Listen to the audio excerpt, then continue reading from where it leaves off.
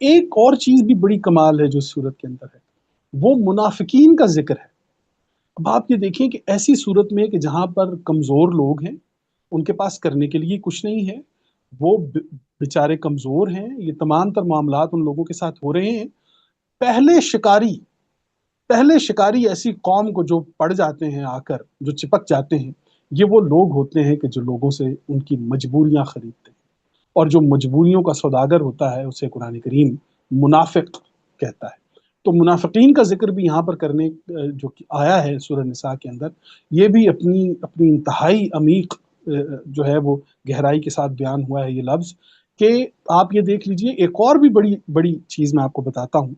کہ دین سے ہٹے ہوئے اور بھٹکے ہوئے لوگ جو کہ قرآن کریم کو نہیں جانتے، قرآن کریم کی عظمت کو نہیں جانتے،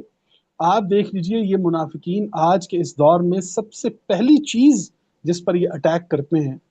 وہ عورت کی ذات ہے، عورت کی پرسنالٹی ہے۔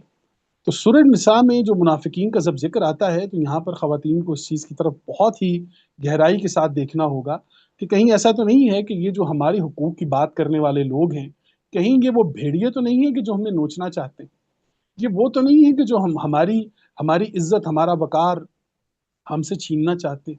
تو سورہ نساء کے اندر منافقین کا لفظ جہاں جہاں آئے گا وہاں پر بھی آپ نے اپنی آنکھیں کھول کے رکھنی ہے کہ قرآن کریم ہمیں کس پیغام کی طرف لے کر جا رہا ہے، اور قرآن کریم ہمیں